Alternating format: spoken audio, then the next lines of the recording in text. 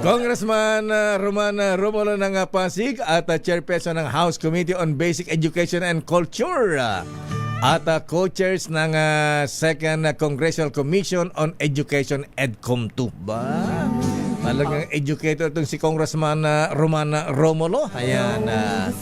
Congressman Romana Romulo, sir, magandang umaga po sa inyo, Kong. Good morning, Kong. Yes, magandang umaga, Lakay Deo at Sister El. Good morning po sa lahat na nakikinig, nanonood po. Magandang umaga po sa ating lahat. Ayan, pero hindi po maganda ang report ninyo, Kong, dahil sa bagay, revelation ito, Congressman, sir, ha? Abay, mga 87% ng mga grade 11 students ay hirap umintindi ng kanilang mga binabasa po, Congressman, sir. Ayan, paano po nalaman ito, sir? Sa totoo, Lakay Deo, no, ang datos na yan ay nakita po natin doon sa linabas ng EDCOM2 na nakuha po nila doon sa assessment na ginawa ng DepEd doon sa mga pinilot na po nilang enhanced senior high school curriculum. Kaya tama po kayo, nakaka-alarma po yan dahil ang ibig sabihin ay almost 12% lang ang independent readers. Ibig sabihin po nun, mga 12% lang ang kaya magbasa nang walang guidance o paggabay ng isang guro. So, alam natin, grade, yung senior high school na yan, ang susunod yan, kolehiyo na.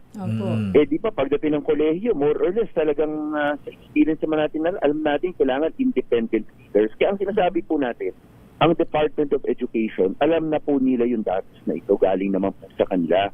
Siguro, panahon na na sabihin sa atin ng DepEd, ano ang gagawin nila kasi sa dami ng subjects, sa dami ng competencies, kung yung pinaka-basic yung kulang, ay medyo kawawa rin yung bata.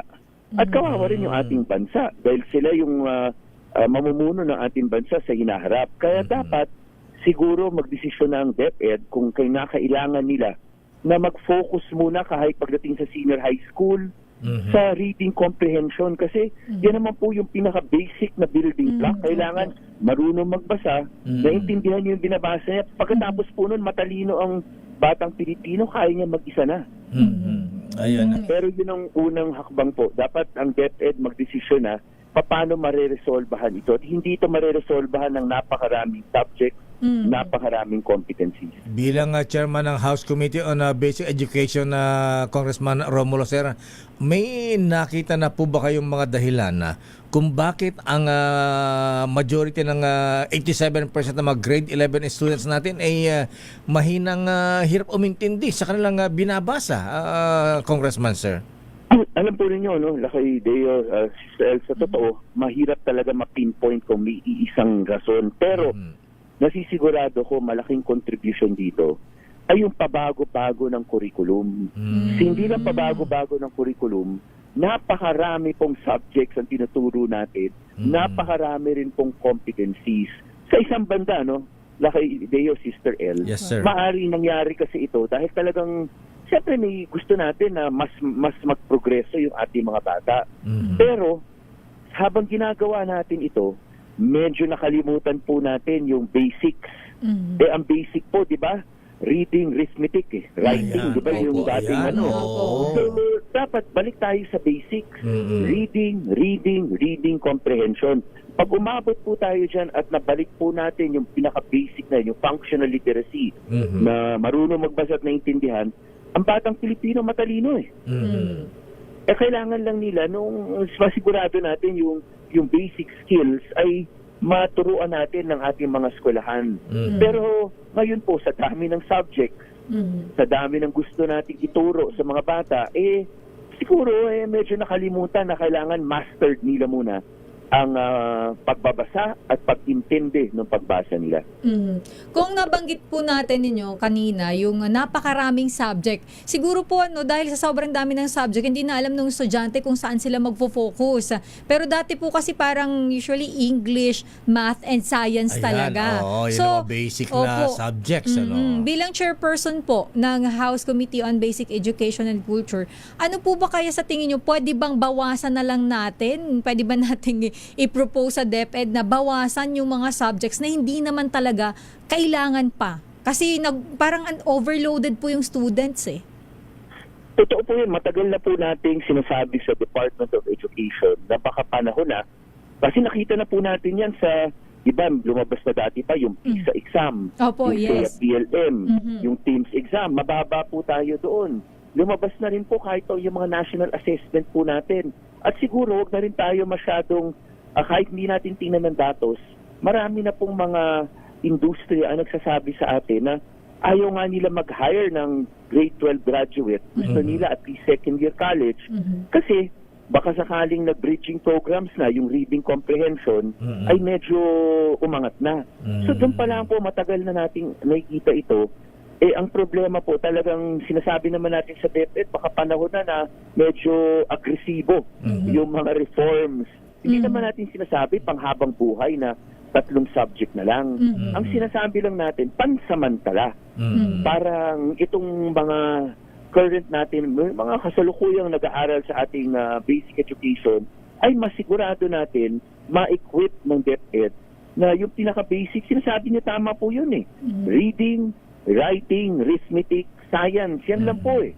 At siyempre GMR, pero ngayon po kasi ang dami. Yes, so yung GMRC din po pala. Huwag kakalimutan, Congressman, GMRC. Marami rin kasi Lakay Deo, na alam niyo minsan, sabi ko nga kahapon sa DepEd, baka dapat mag-usap muna kayo internally. Tapos sabihin niyo muna sa lahat ng taong, wag na muna kayong anuhin. Wag muna mag-suggest kahit maganda yung suggestion. Kasi nangyayari po ngayon, lahat gusto. Ituro niyo ito sa basic education. Dapat merong ganitong subject. Ito, dapat ituro ito. Dapat lahat na lang po may input. Kaya siguro, nakakalimutan na po natin na yung pinaka-basic ang hindi pwedeng. Dapat master talaga yung reading comprehension. Reading comprehension eh. Siguro po sa dami ng suggestion na kung ano-anong subject, siguro ang DepEd naman napagbigyan lahat, siguro panahon na mag-usap muna sila internally at mag-decision sila. Focus muna tayo reading comprehension at math. Congressman, naka-apekto rin kayo sa ating mga estudyante yung social media, Social media. TikTok, YouTube, Facebook. mga ganyan. At saka, Alam niyo, opo. Lakay Deo, Sister El, sa totoo, ang teknolohiya, maganda po yan eh. Pero, dahil nga po medyo nawala yung functional literacy natin, ano ang pinakamadali para sa isang individual? Kunyari, hindi siya marunong magbasa at naintindihan ng binabasa. Ang pinakamadali sa kanya, games na lang. Pero naniniwala ako pag nabalik natin, masigurado natin yung ma-master ulit yung pagbabasa at naintindihan ng binabasa. Ang bata mismo, naturally po curious yan. Magre-research na, gagamitin, alam na rin niya kung ano yung tama at mali. Pero syempre po kung walang reading comprehension, nandiyan ang teknolohiya, ang pinakamadali, games. Ang pinakamadali, mahirap na malaman kung anong totoo hindi. Kaya importante talaga po yung mastery ng yung 3 R's eh. Reading, arithmetic, diba, at writing. Talagang dapat doon tayo. Dapat ang DepEd nakatutok doon. At sabi ko nga kahapon, baka panahon na talaga mag-decision sila kung pwedeng grades 1 to 12, yun na muna tutukan, lalo na pag sa mga frustrated and struggling readers. Tsaka siguro evaluate din natin maayos sa Congressman Romulo Sir, kasi di natin malaman kung matalino talaga ang mga bata sa tulong ng AI. Ayan, Ayun. App GPT. Tama po. Ayan, abay ngayon na Congressman, magugulat ka dahil sa tulong ng AI, ang dami ng 3 benching ang magna cum laude, summa cum laude. Daming mga Latin honors. Dahil sa AI na yan, hindi po ba? Ayan. Lakay Deo, Sister Ella, isa pang dapat natin mabanggit dito. Dahil sa dami rin ng subjects, sa dami ng competencies, hindi lang po yung estudyante ang nahihirapan. Pati ang guro, ang teacher. Kasi ang daming pinapaturo sa kanila. Alam niyo naman po sa Pilipinas, maraming bagyo, maraming no classes, ang daming holiday. Di talagang hindi man, para matapos nila lahat ng subject at competencies na required sa kanilang ituro, ay talagang ang hirap rin masigurado na na-master nung estudyante yung reading comprehension. Kaya mahirap po ito, hindi lang sa estudyante pero para sa guro. Ayan. Sana po, Congressman, makagawa kayo ng bill para maayos ang curriculum ng ating mga estudyante, lalo na sa sa elementary, high school. Ayan. Actually, Tama po. Actually, isa pang problema ko ang napansin ko lately dito sa mga hindi naman natin nila lahat, baka ma-offend yung iba. Hindi sila makapag-compose ng basic, yung sa writing, Aha. yung basic lang na yung grammar matino. Mali-mali. Yung Lakay. nang walang tulong ang AI. Yun yung nakakalungkot Ano po talaga. yan, Mm-mm. reading comprehension po eh.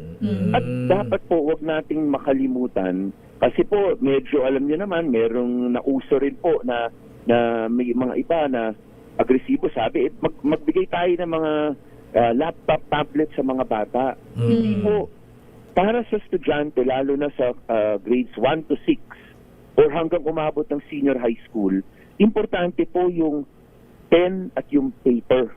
Yes. Dapat po nagbabasa sila ng textbook. Oo. At Dapat nagsusulat. nagsusulat sila.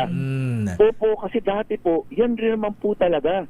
Lahat tayo dumaan po dyan. Meron tayong essay Tama. na pinapasulat sa atin. Essay writing. So sa totoo, mas maganda pa rin para sa estudyante ang mga tablet, ang computer. Nababagay po yan para sa guro.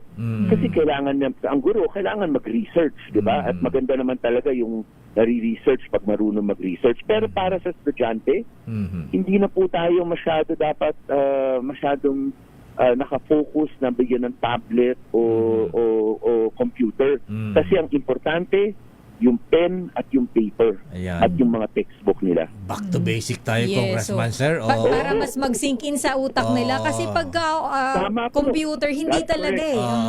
eh. Yes, tama po yun. Ayan, sana nga po, Congressman, ay mahagaw kayo ng maayos na panakalang batas at mai-correct natin itong sistema natin sa education na naapektuhan Yes. ng social media. Ayan. Lakay Deo. Yes, sir. Lakay Deo. Sa totoo po, no, para maliwanag rin po sa lahat, hindi natin kailangan magpasa ng batas para dito sa reformang ito. Kung gugustuhin ng DepEd, kaya po nila on their own. Kasi curriculum po yan. Opo, at alam ko, masusuportahan po yan ng lahat para lang masigurado natin na yung kinabukasan ng bawat batang Pilipino ay maalagaan po natin. At yun po, talagang importante po yung functional literacy. Marunong magbasa at naiintindihan ang binabasa. Ayan. Siguro po kailangan mag-usap kayo ni Secretary Ed ang Sani Angara. Angara. Ayan. Ayan. Opo. Para mai-suggest natin yung mga kailangan din. Ayan. Pero huling tanong ko, Congressman Romulo, sir, si Mayor Vico ay gagraduate na po bilang mayor ng Pasig. Sabi ng aking bubit nagugulan daw si Mayor Vico kung sino daw ba ang susuportahan niya, ikaw ba o si Dudut Jaworski natatakbo ng mayor. Ayan. Ang demokrasya po tayo at ang importante po dito ay yung taong bayan. Hindi yung suporta ng isa, dalawa, tatlong politiko. Ang taong bayan ang pinakamahalaga. Pero magkasama naman kayo sa partido din ni si Vice Mayor Dudut. Ayan. Paano, ayan, toss coin ba? O Jack and Poy? Hindi naman po dapat Hindi ganun. naman. Dapat talaga ilatag natin sa taong bayan, sila ang magdesisyon. Ayan. Okay, kung Roman, sir, ayan, regards po kay Secretary Bert. Ayan, kumusta po siya? Yes, po. Ayan. Tagal natin din nakikita. Ayan. Salamat po sa pagkakataon na makausap po kayo at yung lahat na nakikita-nunod po sa ating programa. Thank you very much, sir. Ay, mga Thank you kaibigan, po. Congressman Romulo, Chairman ng House Committee on Basic Education and Culture.